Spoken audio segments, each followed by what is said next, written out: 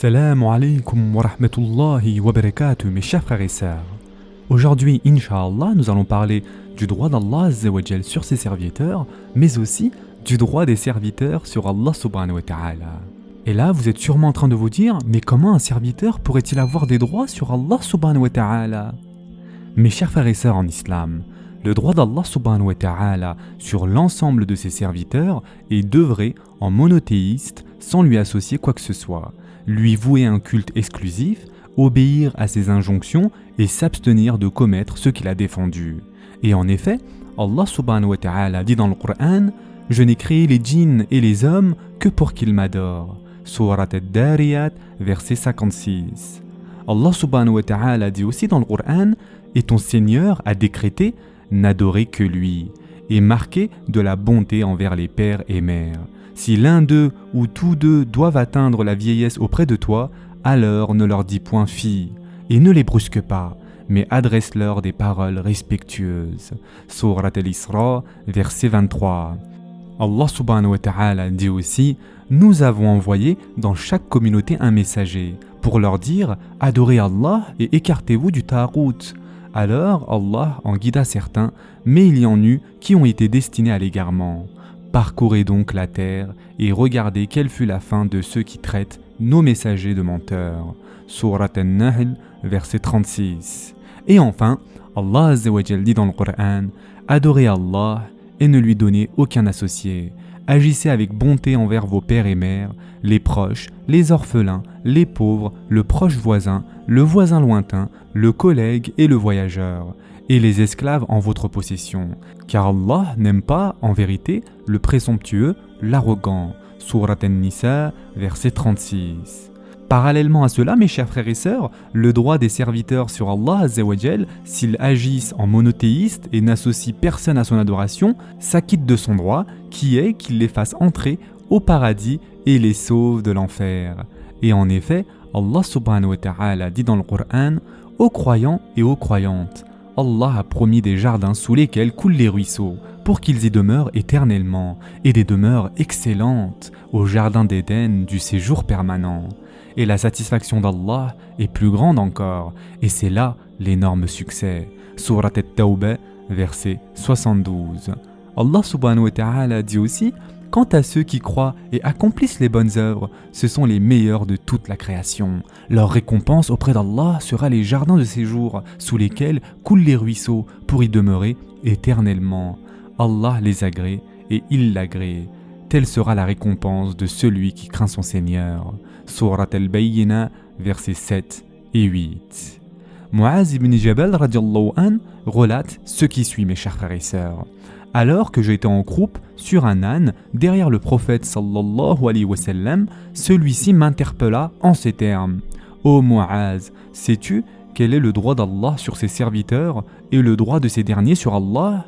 Je répondis « Allah et son messager le savent mieux que quiconque. » Le prophète sallallahu alayhi wa sallam dit alors « Le droit d'Allah sur ses serviteurs est qu'il l'adore sans rien lui associer, et le droit de ses serviteurs sur Allah est qu'il ne châtie pas celui qui ne lui donne aucun associé. » Et ce hadith, mes chers frères et sœurs, a été rapporté par Bukhari. Mes chers frères et sœurs en islam, Al-Qurdubi a dit « Le droit d'Allah sur ses serviteurs est la promesse qu'il leur a faite de les récompenser en les obligeant à agir selon ses termes, c'est-à-dire qu'il l'adore sans rien lui associer. Le sens de l'adoration est de lui obéir et fuir les péchés. Aussi, cette parole est suivie d'une autre qui enjoint les fidèles à ne rien lui associer, car cela fait partie du monothéisme qui n'accepte pas de défaillance. La sagesse d'avoir exigé de ne rien lui associer après avoir demandé qu'il soit adoré est la suivante, mes chers frères et sœurs. Certains mécréants prétendaient adorer Allah Azza wa Jal, mais parallèlement à cela, ils adoraient aussi d'autres divinités. Allah Azza wa Jal a donc posé comme condition que les actes d'adoration ne soient voués uniquement à lui, à l'exclusion de tout autre. Al-Qurdubi a aussi dit « Le droit des serviteurs sur Allah est qu'ils réalisent la promesse qu'il leur a faite en les récompensant et les rétribuant. C'est un droit qui est dû en vertu de sa promesse qui est véridique et de sa parole qui est tout aussi véridique. Il est impossible qu'Allah Azza wa Jal mente et nous donne une fausse information ou qu'il manque à sa promesse. Et rien n'incombe à Allah puisque personne n'est au-dessus de lui pour lui donner un ordre. Le prophète sallallahu alayhi wa sallam a expliqué dans le hadith de Muaz radiallahu an deux droits. Les deux sont liés à la parole de l'unicité. Le premier est le droit d'Allah sur ses serviteurs, l'adorer et ne rien lui associer. Le monothéisme est le plus important et le plus obligatoire des droits qui incombent aux serviteurs. De tous les ordres divins, c'est le plus important. Aussi, il n'y a aucune nation ayant précédé notre prophète sallallahu alayhi wa sallam sans qu'il ne leur ait été envoyé un prophète. Et le message de tous les prophètes a pour socle commun d'affirmer qu'il est obligatoire d'adorer Allah Azza wa Jal seul et sans associé. Allah a d'ailleurs fait du monothéisme une condition d'entrée au paradis et un obstacle qui s'érige devant l'enfer empêchant tout monothéiste d'y demeurer éternellement. Et en effet, Allah subhanahu wa ta'ala dit dans le Coran: quiconque associe à Allah d'autres divinités, Allah lui interdit le paradis, et son refuge sera le feu. Et pour les injustes, pas de secoureur. Surat al-Ma'ida, verset 72.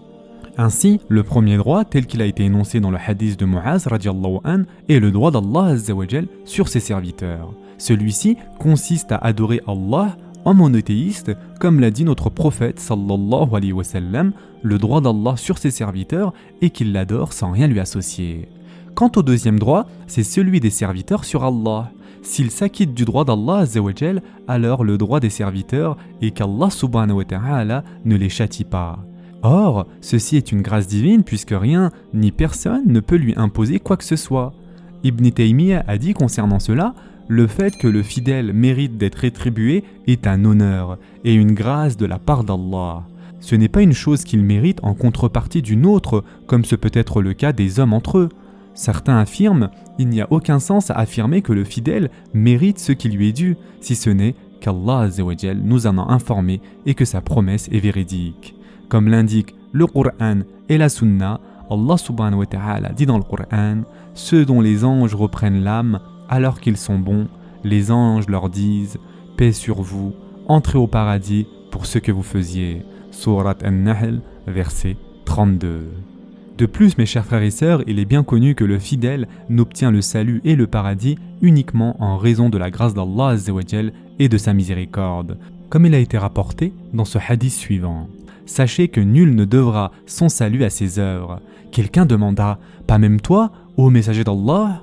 Le prophète sallallahu alayhi wa sallam répondit: pas même moi, je ne serai sauvé que si Allah me couvre de sa miséricorde et de sa grâce. Et ce hadith, mes chers frères et sœurs, a été rapporté par Bukhari. Ibn Hajar a dit concernant ce hadith: le hadith mentionne que les œuvres seules ne permettent pas de faire entrer son auteur au paradis. Or, dans ce verset, il est dit: ceux dont les anges reprennent l'âme alors qu'ils sont bons, les anges leur disent: paix sur vous, entrez au paradis pour ce que vous faisiez. Surat An-Nahl, verset 32. Et donc, en fait, c'est par des œuvres qui sont acceptées du Seigneur que l'on peut rentrer au paradis. Et nos œuvres ne sont acceptées que par la miséricorde d'Allah Azza wa Jal. On n'entre donc au paradis que par la miséricorde d'Allah Ta'ala. Ce sera tout pour aujourd'hui. En attendant, prenez soin de vous mes chers frères et sœurs et à très prochainement, Inch'Allah.